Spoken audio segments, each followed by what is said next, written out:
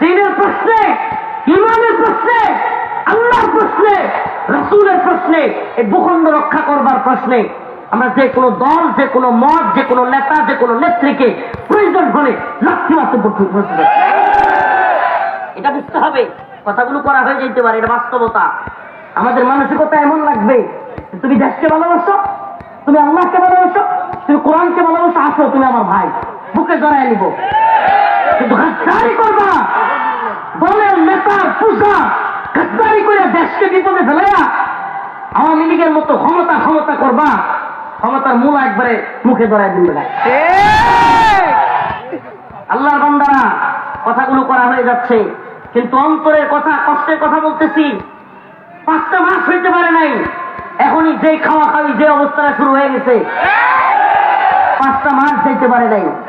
আমরা তো স্পষ্ট বলি, শুনেন, স্পষ্ট বলি, প্রিয় যুব সমাজ, আল্লাহর রাস্তে আমাদের কথা বুঝবার চেষ্টা করো। প্রিয় যুবক ভাইয়েরা, এদেশের যুব সমাজ যদি সচেতন না হয়, দেশটা আবারও ভারতের গোলামে পরিণত হবে। এই কিসের স্বাধীনতা রে? 1971 ভাই, কিসের স্বাধীনতা? 71-এর পর থেকে পাকিস্তানের হাত থেকে ভারতের হাতে চলে গেছে 50 বছর।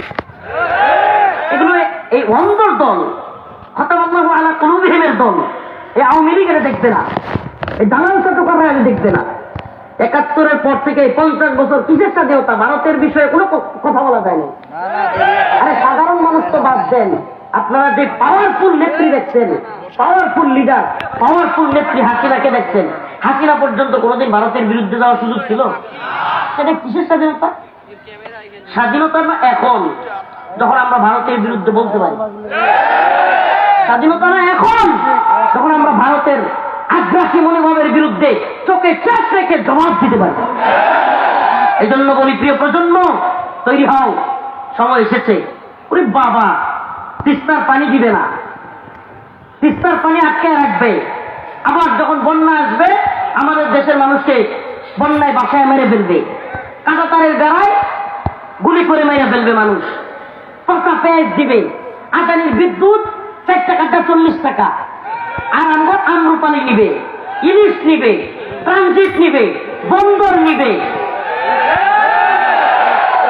এরপরেও সামসার দল বাংলাদেশে বসে বলবে আমাদের স্বামী স্ত্রীর সম্পর্ক।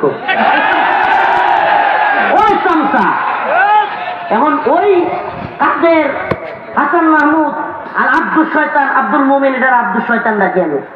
হাসান মাহমুদ কাদের নতুন করে যদি কেউ তৈরি হয়, তাহলে ওইটির পরিণাম ভোগ করবার জন্য তোমরাও তৈরি হও।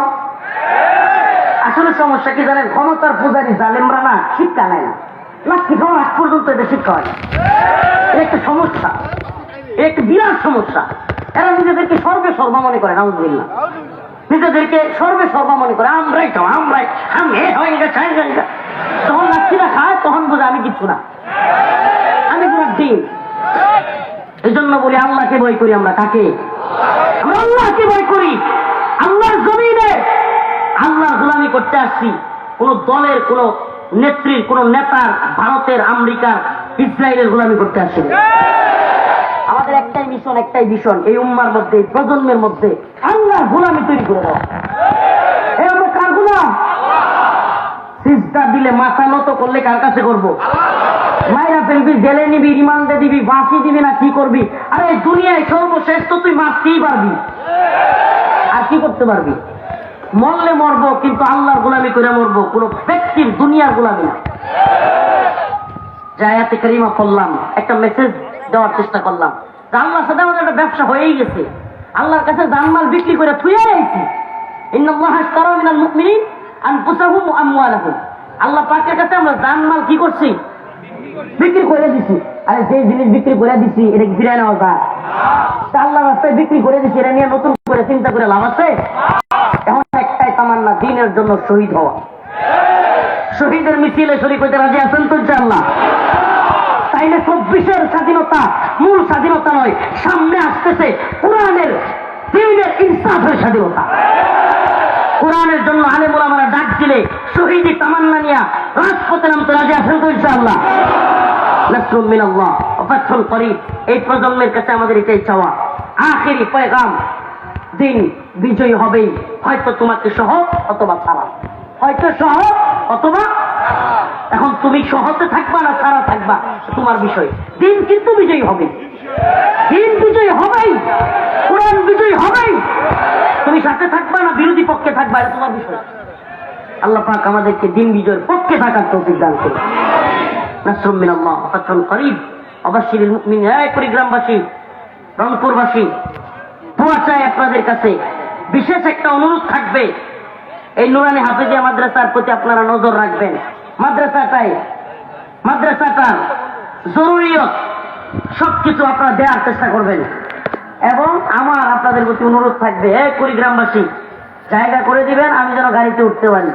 এই হাজার হাজার জনতা যদি একসাথে মুসাফা বা এ করার জন্য ভিড় করেন, আমি যেতে পারবো না। বিশ্বাস করবেন না, এই জোশে কিংবা অন্তরে আবেগ থেকে কষ্ট থেকে কথা বলে ফেলি তো, কিন্তু নামার পরেই বুঝতে পারি শরীরের কি হালত হয়। দীর্ঘ জার্নির পর এভাবে চিৎকায় কথা বললে কি যে হয় এটা আমরা বুঝি ভাই। কিন্তু তবুও আপনাদেরকে এই উজ্জীবিত রাখি, কারণ আপনারা যেন কারো কথায় কারো ইয়াতে দালাল সামসামির মধ্যে না পড়ে। আল্লাহ পাক আমাদের বোঝার তৌফিক দান করে বলেন আমিন। বাবা আমার মাফ করে দিয়েন, দয়া করে আমার মাফ করে দিয়েন, আমি মাফ চাইতে আমার রিকোয়েস্ট করিয়েন না। আসসালামু আলাইকুম ওয়া রাহমাতুল্লাহ।